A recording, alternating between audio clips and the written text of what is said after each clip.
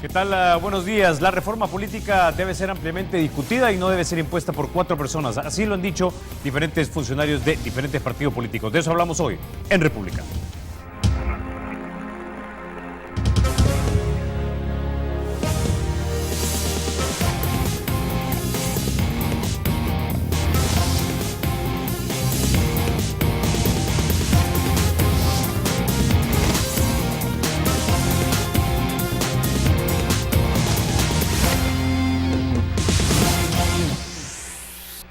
Bueno, sin mayor preámbulo, vamos a introducir a nuestros invitados. Esta mañana nos acompaña el doctor Álvaro Artiga. Él es jefe del doctorado en Ciencias Sociales de la Universidad Centroamericana José Simeón Cañas y autor del libro El Sistema Político Salvadoreño.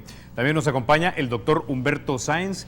Él es secretario del Centro de Estudios Jurídicos. Buenos días, caballeros, y bienvenidos a República. Bueno, nuevamente estamos empezando a escuchar de parte de algunos funcionarios de importantes partidos políticos de nuestro país que podría introducirse un anteproyecto de ley para tratar de que las decisiones de la Sala de lo Constitucional sean por unanimidad y no por mayoría. Doctor Humberto Sáenz.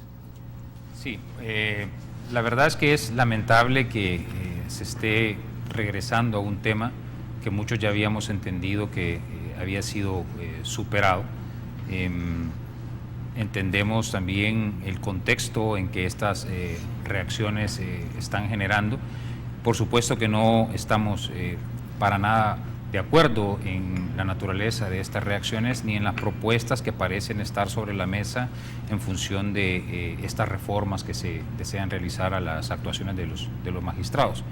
Todo esto, como ya todo el mundo sabe, se genera como resultado de las últimas decisiones de la Sala de lo Constitucional y de manera más específica como resultado de una de las últimas decisiones en que la Sala de lo Constitucional ordena al Tribunal Supremo Electoral en una medida cautelar que realice un recuento de los votos en el departamento de San Salvador, de los votos a diputados en el departamento de San Salvador.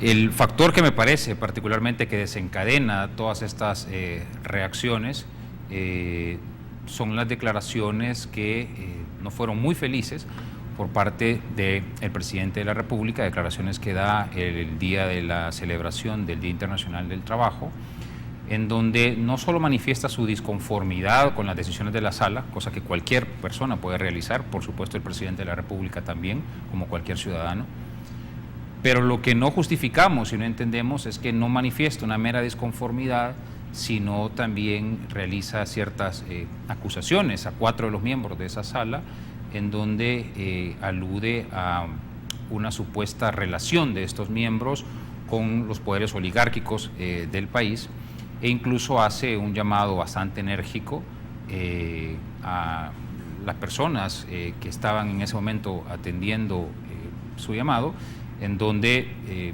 les pide un basta ya a las actuaciones de la Sala de lo Constitucional.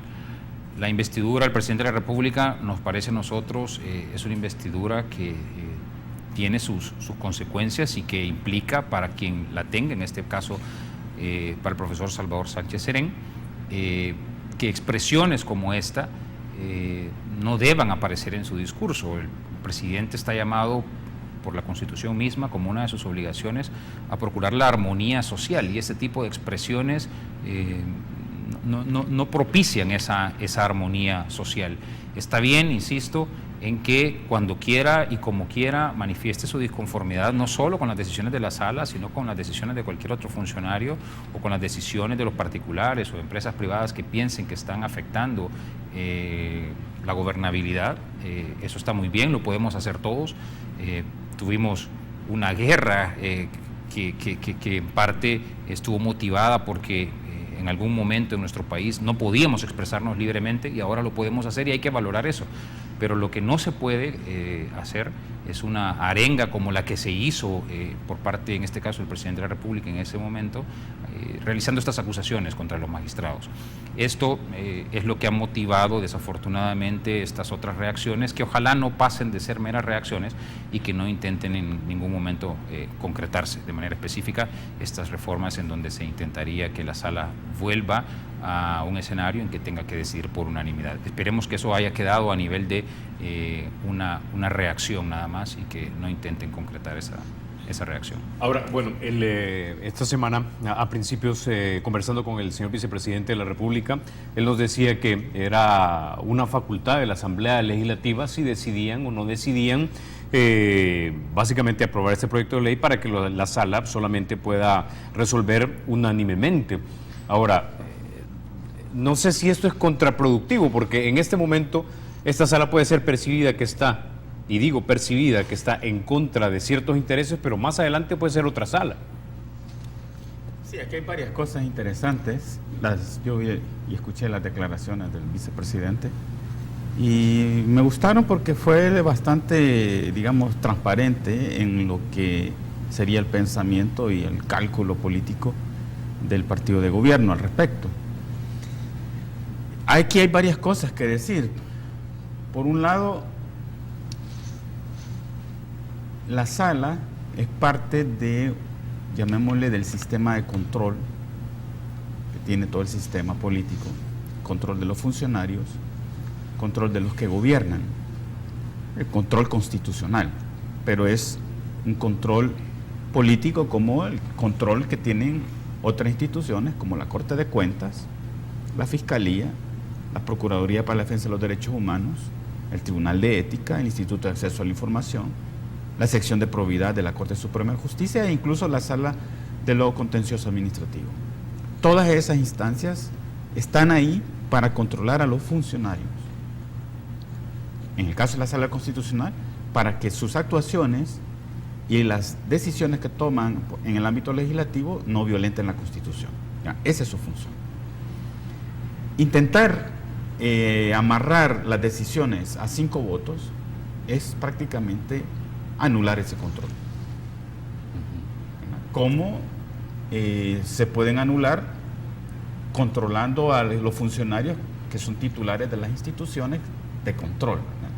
O sea, el asunto me parece que es que nosotros heredamos en el país una cultura política autoritaria que se manifiesta en comportamientos autoritarios, y uno de los rasgos del comportamiento autoritario es el no someterse a los controles. Ejercer el poder, ejercer la autoridad a discrecionalidad e incluso violentando marcos legales. Eso no cambió con los acuerdos de paz. Y como no cambió con los acuerdos de paz, yo creo que eso es el comportamiento que muestra, digamos, un partido de gobierno, un partido que tiene mayoría en la asamblea, siempre va a depender de si está en el gobierno y por lo tanto va a ser controlado o no. Yo creo que las declaraciones de funcionarios del Frente, el presidente, el secretario general del partido, el vicepresidente, todas en la misma dirección, ¿verdad? De que, ¿por qué no lo vamos a hacer si tenemos todos los recursos y toda la potestad? ¿Por qué no lo vamos a hacer? ¿Ah? Yo creo que eso lo dicen porque están en la posición de gobierno.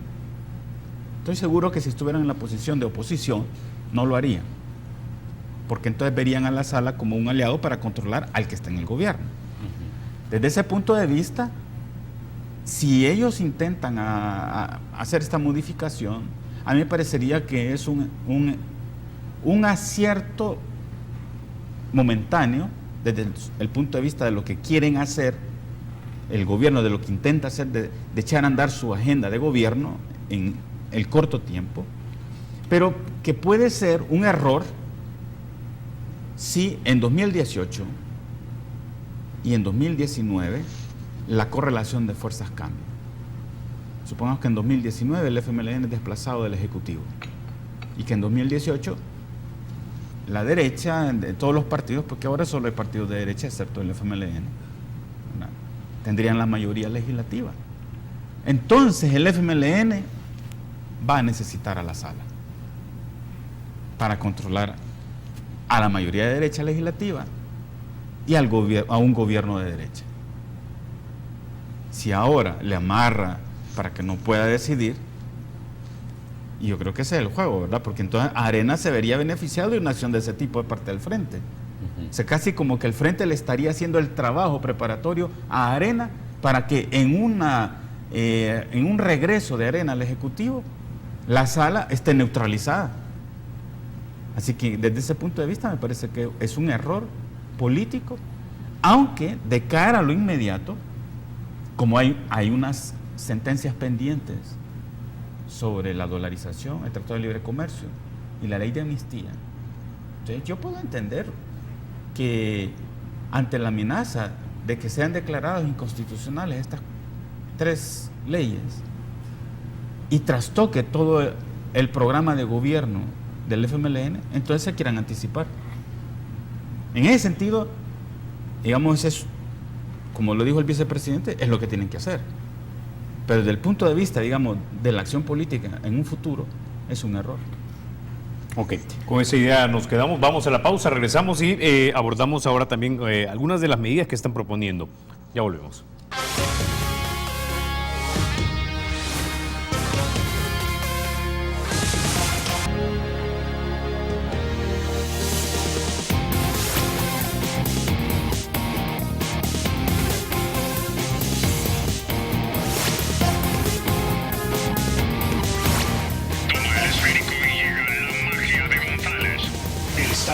Será siempre libre e independiente y no será jamás el patrimonio de ninguna familia ni persona.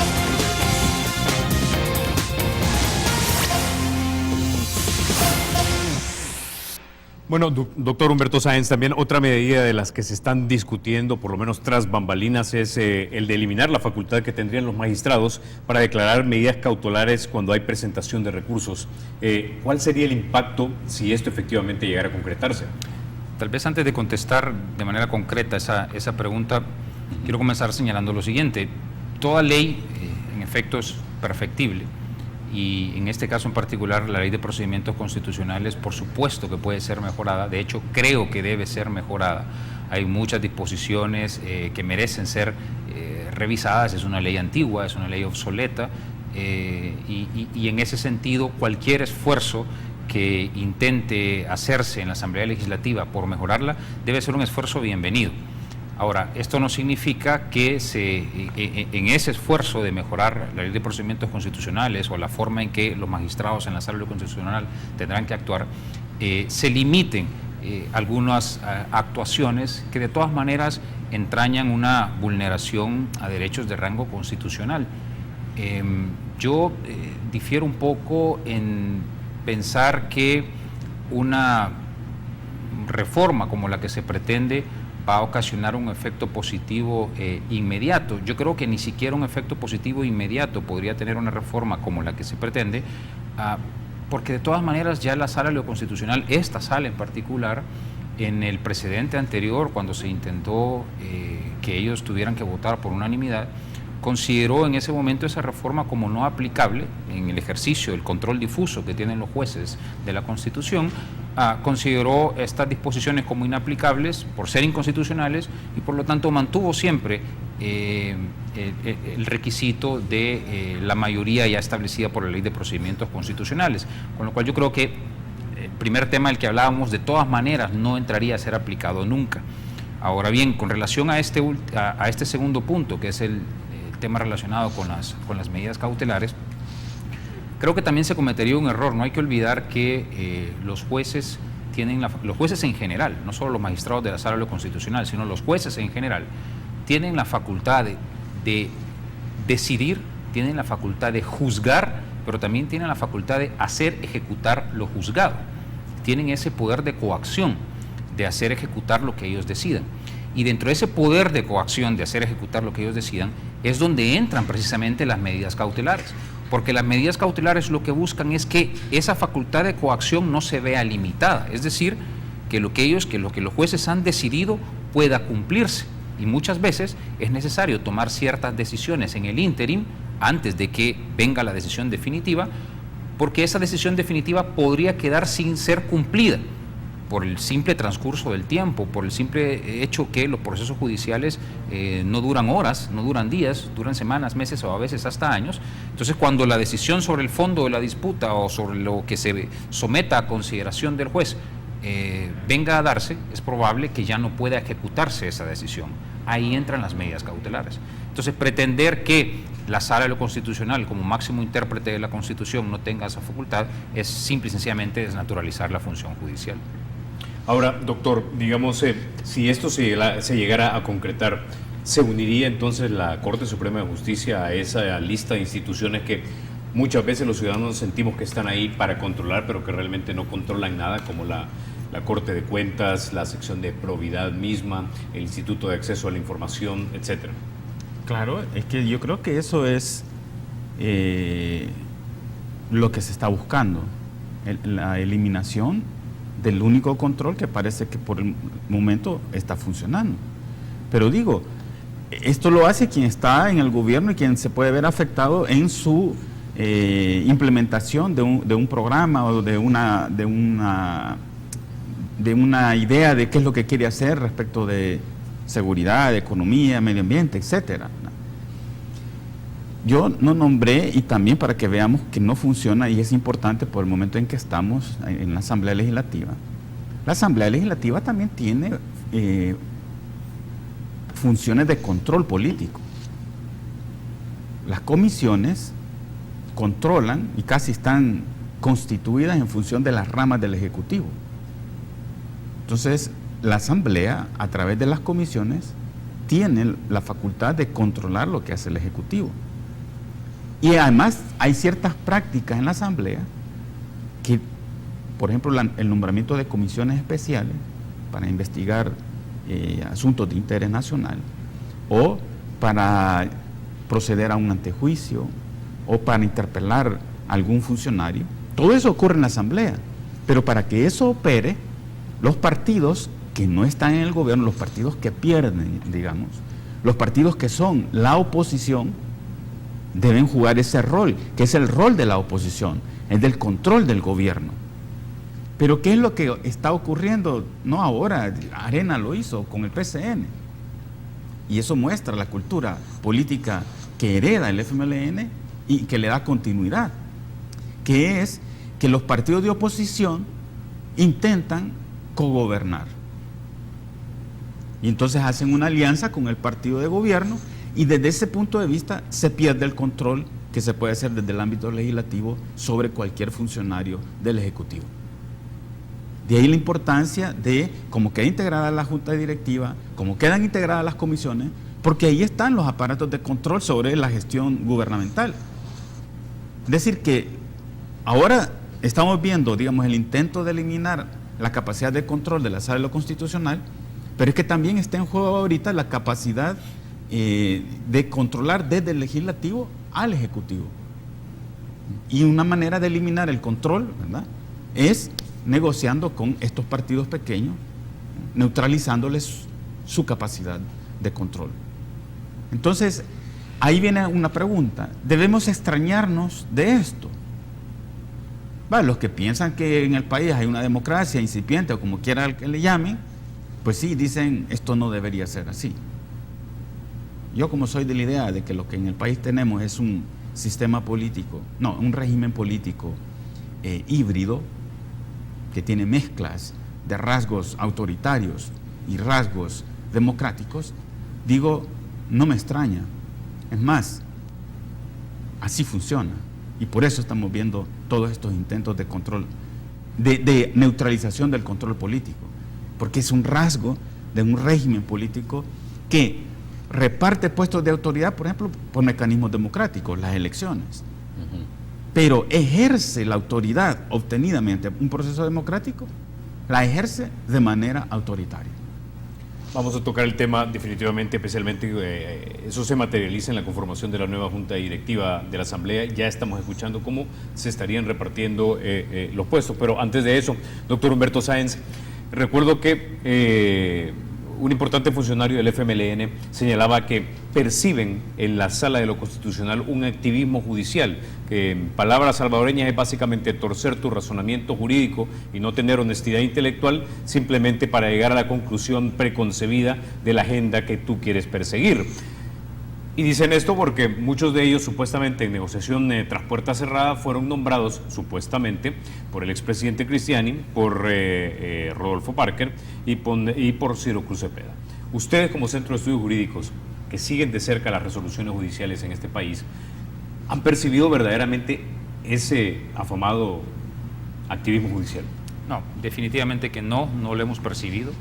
Hemos estado en desacuerdo con varias de las decisiones de la Sala de lo Constitucional, no siempre hemos estado de acuerdo, y cuando no hemos estado de acuerdo lo hemos dicho públicamente, y hemos dicho por qué no hemos estado de acuerdo con las decisiones. Pero de eso a pensar que la Sala obedece a una determinada agenda político o político-partidaria, yo creo que hay un trecho muy grande, y es hasta irrespetuoso llegar a decirlo de esa manera. La Sala ha resuelto o ha tomado decisiones que han favorecido a ciertos grupos de poder y han desfavorecido a otros, y en otras decisiones ha hecho exactamente lo contrario. Esta decisión, particularmente la decisión que ha tomado, por ejemplo, para que ahora los ciudadanos podamos conocer que habían 20,000 votos en San Salvador, solamente en San Salvador, que no habían sido debidamente computados, es una decisión que algunos podrán pensar que favorece a un grupo y otros podrán pensar que favorece a otro, pero se olvidan que el año recién pasado la Sala tomó la decisión, por mayoría por cierto, tomó la decisión por mayoría de 3-2 de no permitir el recuento de los votos en las elecciones presidenciales. Las irregularidades que hemos visto ahora en este proceso de votación y lo que nos damos cuenta que pasa solo en el departamento de San Salvador, a cualquiera lo llevan a pensar que pudieron haber existido irregularidades en ese proceso también de votación para las elecciones presidenciales. No lo vamos a saber nunca. Y no lo vamos a saber nunca porque la Sala decidió en aquel momento, estuviéramos de acuerdo o no, que ese recuento no se iba a hacer. Y esa decisión se respetó. Y tenemos un presidente electo. Y nadie duda de la legitimidad de ese presidente electo porque los recursos se agotaron y la Sala tomó una decisión. Entonces no se vale venir ahora a cuestionar una posición o a acusar a la Sala de mantener una posición que pretenda beneficiar a unos en perjuicio de otros. Podemos estar de acuerdo o no, pero pensamos que la labor que ellos han hecho ha sido una labor objetiva, una labor imparcial y desprovista de ese tipo de intereses. Si habláramos, digamos, solamente de una constante jurídica en la jurisprudencia que ustedes han visto en la sala en los últimos 3 años, ¿cuál sería esta, doctor Sáenz? Bueno, el hecho de no permitir que funcionarios tengan, que en ciertos cargos, como Fiscalía, como Corte de Cuentas, como los jueces, por ejemplo, tengan una afinidad político-partidario que esté claramente identificada. La Sala ha sentado ya un criterio que ahora lo tenemos todos claros, que este tipo de funcionarios deben estar desprovistos de ese tipo de vínculo político-partidario para poder siquiera ostentar a esos cargos. Tomando en cuenta lo que ha dicho el doctor Sáenz, doctor Artiga, ¿usted percibe, digamos, una agenda política de parte de la Sala? Mire, política partidaria. Sí, está bien que haga la aclaración, ¿verdad? Exacto.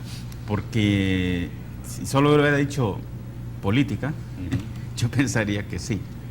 ¿verdad? Después hablamos de eso. Pero si me dice política partidaria y que quiere beneficiar a un partido, yo pensaría que no, ¿verdad? Yo más, como le he dicho en las intervenciones anteriores, creo que la lectura de lo que hace la Sala se hace desde si se está en el gobierno o se está en la oposición, ¿verdad?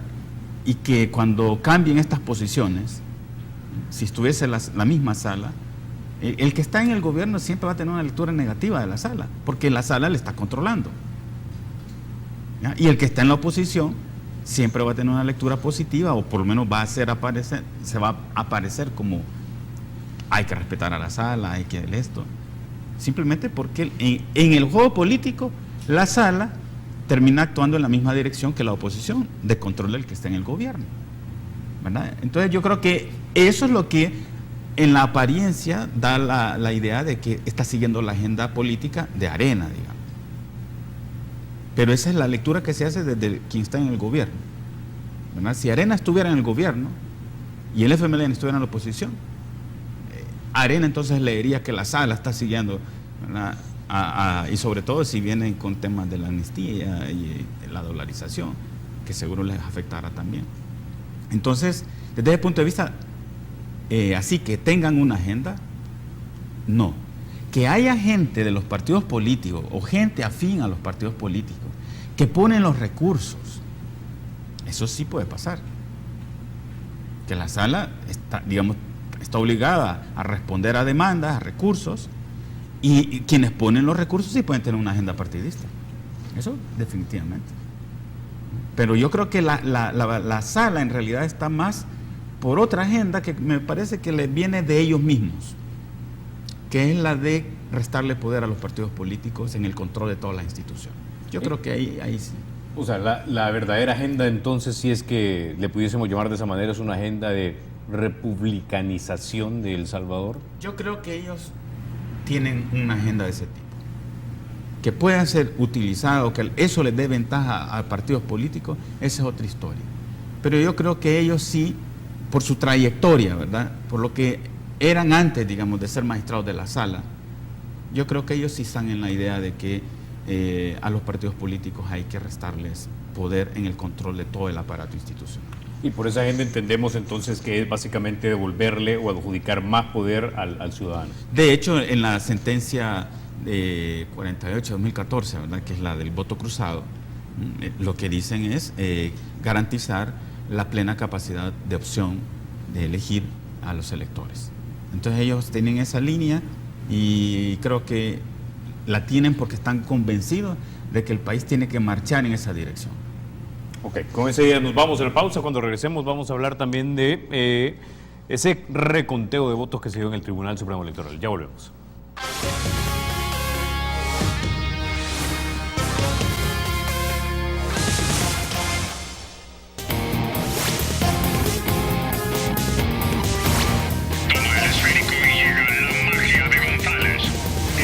Es y será siempre libre e independiente y no será jamás el patrimonio de ninguna familia ni persona.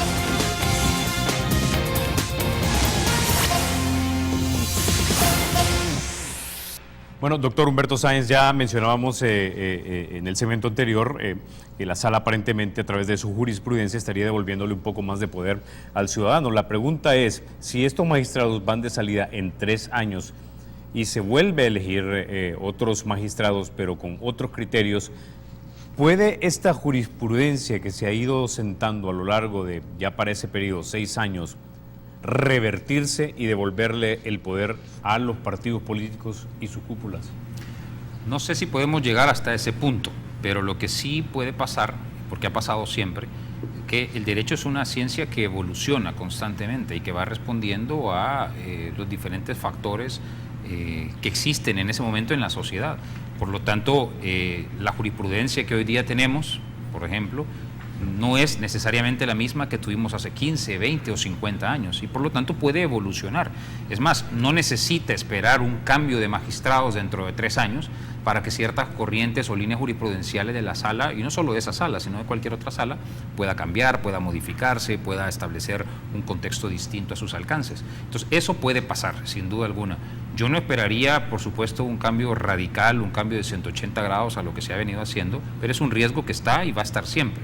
Ahora, lo que sí estamos viendo es que ese riesgo que está ahí puede ser minimizado si en las elecciones que se están por realizar en unas cuantas semanas, espero, de los nuevos funcionarios o los nuevos magistrados para la Corte Suprema de Justicia y las que van a realizarse dentro de los siguientes 3 años, se realizan respetando los parámetros, respetando los requisitos, respetando las exigencias ya contenidas en la Constitución y desarrolladas jurisprudencialmente. Hemos visto recientemente cómo la participación masiva del gremio de abogados ha intentado elegir a los mejores candidatos que van a ser presentados a la Asamblea Legislativa como candidatos a la Corte Suprema de Justicia. Hemos visto que ahora el CNJ, un poco a regañadientes, ha tenido que hacer lo propio, abriendo una discusión o abriendo un procedimiento de elección a candidatos a magistrados por el CNJ, en donde todos los ciudadanos nos hemos podido dar cuenta de cuál es la corriente de pensamiento jurídico que tienen estas 85, 86 personas que se presentaron, que piensan sobre temas trascendentales y que pueden afectar al país, sobre los que han sido cuestionados, y iremos formándonos un criterio de cuáles pueden ser esos candidatos, y ahora el CNJ tendrá un reto mucho mayor para tomar una decisión de por qué esos 15, que finalmente tiene que elegir, por qué esos 15 magistrados o por qué esos 15 candidatos, perdón, son más idóneos que los otros 60 y pico o 70 y pico que no van a resultar electos luego de haber realizado todo este procedimiento. Que no es el ideal, por supuesto que no es todavía el ideal, que le hace falta mucho, por supuesto que le hace falta mucho, pero que ya se dio un paso importantísimo para transparentar este tipo de decisiones. Eso yo creo que minimiza bastante el riesgo que más adelante tengamos en la Corte Suprema de Justicia, en cualquiera de sus salas, magistrados que atiendan o que pretendan atender ciertos lineamientos partidarios, que ojalá eso no se vaya a presentar. El riesgo está ahí, pero estas realidades que estamos viendo ahora minimizan bastante ese riesgo. Antes de pasar a lo del Tribunal Supremo Electoral con el doctor Artiga, quisiera hacerte una pregunta, doctor Sáenz, y es la siguiente. En vista de que ustedes tienen mucho contacto con las gremiales de abogados, ¿qué sensación te produce el grupo de colegas? Es decir, ¿qué pensamientos de jurisprudencia tenemos en el gremio de abogados? ¿Tenemos, digamos, una mayoría tendiente a estar de acuerdo con la sala y por lo tanto devolverle el poder al ciudadano, o tenemos una corriente muy poderosa, emergente o prevalente de abogados que consideran que el poder debe estar residiendo en su mayoría en los funcionarios electos? Yo creo que el gremio de abogados no es más que un reflejo también de lo que ocurre en la sociedad, ¿verdad? Somos parte de esa sociedad y por lo tanto existen dentro de nuestro gremio de abogados personas que están dando un apoyo casi irrestricto a las decisiones de la sala, a veces un apoyo irreflexivo, debo decirlo, a las decisiones de la sala. Habrán otros que, muy por el contrario, cuestionan absolutamente cualquier decisión que provenga de la sala de lo constitucional, y la sola circunstancia de que provenga de ese tribunal ya es suficiente como para descalificarlo, y habrán otros que razonan un poco más e intentan identificar si en efecto la sala en sus decisiones está tomando decisiones que o está dando líneas jurisprudenciales que puedan o no ser acertadas. Nosotros nos situamos quizás en esta posición media, en donde, como decía al principio, compartimos muchas de las decisiones, muchos de los principios que ha venido sentando la sala, pero hemos estado en contra de algunos otros, ¿verdad? Y lo hemos dicho. Ok, hablemos ahora de este proceso que recién finaliza en el conteo de los votos en el Tribunal Supremo Electoral. Ayer escuchaba yo al presidente del Tribunal Supremo en una entrevista radial hablar acerca de que, ok, cumplimos, contamos, pero los resultados fueron evidentemente los mismos al final, como si no, o sea, daba la sensación como que si no hubiese valido la pena recontar simplemente porque nos quedamos con la misma cantidad de diputados repartidos entre los mismos partidos, pero no se le da peso a que se encontraron 21,000 votos más, doctor. Sí, yo creo que las reacciones del magistrado presidente del Tribunal Supremo Electoral están más en relación, digamos, a esta relación tensa con la sala, y por lo tanto su razonamiento va en el sentido de salieron los mismos 24 diputados que ya habían salido en el escrutinio final, por lo tanto no valió la pena. Creo que es más o menos como él razona, y no ve la importancia de que nos damos cuenta de que habían esos 21,000 votos mal contados o que no se habían contado, depende. Y entonces eso más bien nos debe ser la reflexión de ¿y qué pasó en los otros 13 departamentos? Porque estamos hablando que hay 21,000 votos en San Salvador, donde yo me atrevería a decir que las personas que integran las JRB tienen una mayor preparación que la que pueden tener miembros de JRB en los otros 13 departamentos. Y que por lo tanto la probabilidad de cometer errores, si es que no hubo una línea de anular votos, la probabilidad de cometer errores en el escrutinio o de complicarse, ¿verdad?, de no hallar cómo llenar las actas, sea mayor, haya sido mayor en los departamentos. Entonces no vamos a entrar en que hay que ir a recontar los otros 13, ¿verdad?, porque se podría repetir el mismo resultado, tal vez no cambiara, pero sí nos debe hacer pensar que es necesario entrarle al problema de la integración de las JRB, porque no solo es que en 2014 pudo haber habido un problema y que si se hubieran contado los votos, a lo mejor entonces el presidente sería otro. Pero es que también en 2012 también hubo problemas. ¿Y quién nos dice que no ha habido problemas en el conteo de votos en toda la historia de elecciones recientes? Ahora se han dado unas condiciones que nos han permitido ver que pasa eso. Y dado que pasa, entonces la pregunta es, ¿qué vamos a hacer para que no ocurra en 2018? Y no, aquí no es simplemente de que, entonces hay que ciudadanizar, como dicen algunos, a las JRB, o como están planteando otros, de que dado este resultado y todos los problemas que hubo en esta elección, entonces hay que separar funciones. No es tan así. No es tan así, porque en este último punto de separar funciones, ahí está el Tribunal de Costa Rica y el Tribunal de Panamá, que no tienen las funciones separadas y llevan procesos electorales con alta calidad. O sea, no es simplemente separemos funciones. Es más, la integración de la JRB con miembros o simpatizantes de los partidos políticos puede ser que incluso es una garantía de que las cosas funcionan. Yo me hago la pregunta, es decir, si un ciudadano que no está vinculado a los partidos está integrando la JRB en un conteo que se tarda 4 o 5 horas, ¿realmente va a aguantar hasta el final? Si los miembros de los partidos aguantan, porque en el fondo están defendiendo intereses partidarios. Entonces, para mí esto es el punto desde el cual debe abrirse, digamos, la discusión sobre una reforma electoral de manera integral que es necesaria en el país para no estar, como hemos estado desde 2010, haciendo reformas a puro golpe de sala. Es decir, porque la sala emitió una sentencia en materia electoral, entonces se va expulsando un elemento del marco jurídico y hay que poner otro. Y así desde 2010. Eso hay que cambiarlo. No podemos seguir en una reforma que viene de una iniciativa, digamos, no iniciativa, pero viene de una sentencia de la sala. ¿Por qué? Porque entonces es una medida que se reforma un puntito y se toca ese punto, se desarman otros, pero la sala y la sentencia no se refirió a esos otros. Entonces, es una sentencia que puede ser positiva en lo que está juzgando, pero genera efectos negativos en otros aspectos. Luego, no es la mejor forma. La mejor forma es que sea la Asamblea Legislativa y los partidos políticos los que encaren la reforma electoral necesaria.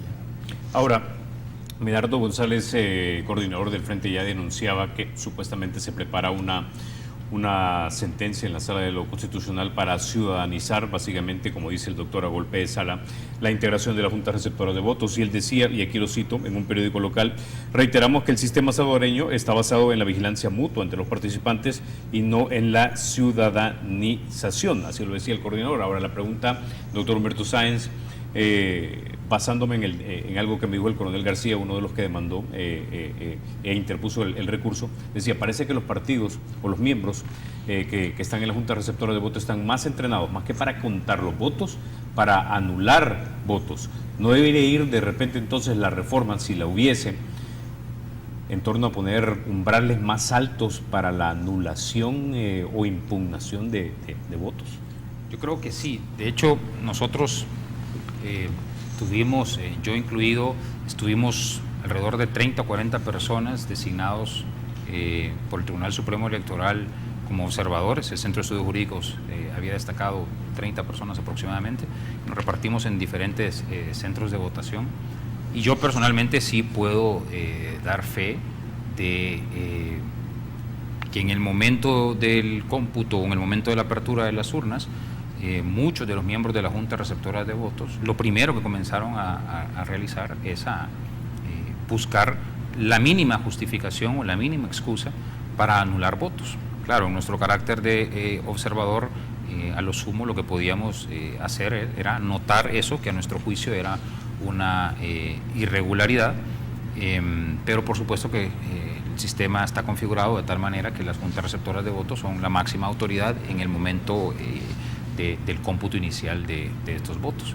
Y por lo tanto nos limitábamos a hacer la observación y en su momento hicimos llegar la observación al Tribunal Supremo Electoral. Pero coincido plenamente con el doctor Artiga que ese es un problema que hay que verlo ya, de inmediato, y no reaccionar cuando estemos a 10, 6 meses antes de las venideras elecciones. Tenemos un periodo suficiente como para que la Asamblea Legislativa se siente en serio, las fuerzas políticas se sienten en serio a reflexionar sobre todas estas irregularidades que se presentaron, a tomar el toro por los cuernos, y este es un punto fundamental, la conformación de las juntas receptoras de votos. No sé, porque no me atrevería a dar una posición en este momento, si restarle mérito a los partidos, o más bien restarle presencia a los partidos políticos en las juntas receptoras de votos, eso no es lo ideal, no lo sé, pero lo que sí estoy seguro es que es algo que debe revisarse y que sin duda es algo que hay que entrarle ya, para evitar que estos problemas que se presentaron en estas y quizás en otras elecciones, porque como dice el doctor Artiga, hoy nos hemos dado cuenta de problemas que muy probablemente se tuvieron en otros procesos eleccionarios, pero el contexto actual permitió que nos diéramos cuenta. Y la idea es que esto no se repita, ¿verdad? Que no volvamos a vivir un caos como el que vivimos esta vez. Ok, con ese ya nos quedamos, vamos a la pausa, ya volvemos.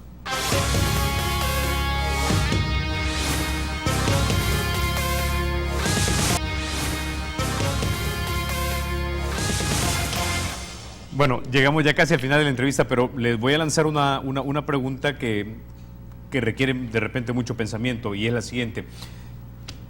¿Deberíamos en El Salvador pensar en reformar quizá la Constitución o la ley de conformación de la Sala de lo Constitucional para que sus magistrados fueran electos de por vida y solamente pudiesen renunciar nada más o dejar el puesto por muerte? Doctor Artiga. Bueno, yo pienso que en el momento que tiene nuestro país, con tendencias a permanecer en los puestos de autoridad, no solo a nivel político, en las empresas, en la iglesia, en la escuela, ¿verdad? No hay una cultura, digamos, de rotación, sino es esa tendencia, una legislación en esa dirección, a perpetuar a alguien.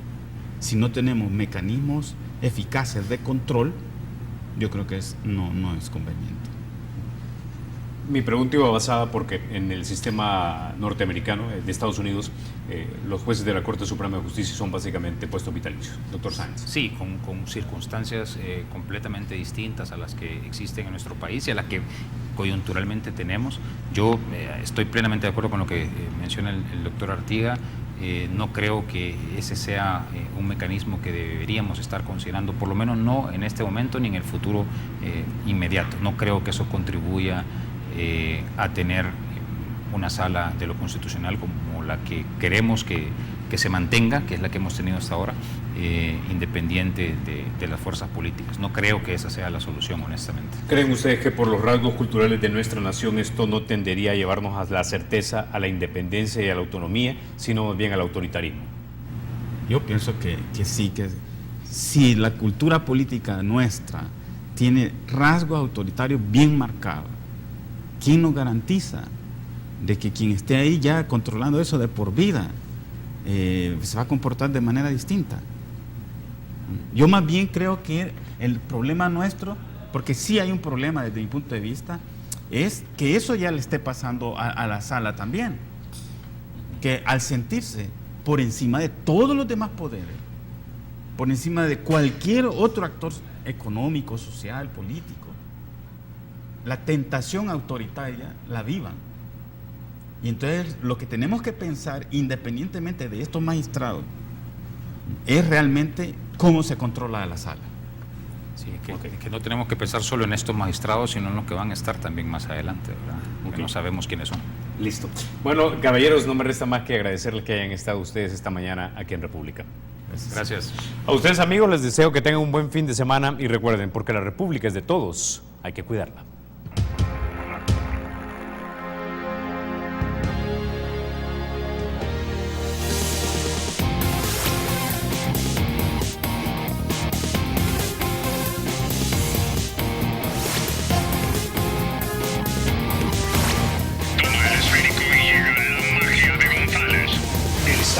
Y será siempre libre e independiente, y no será jamás el patrimonio de ninguna familia ni persona.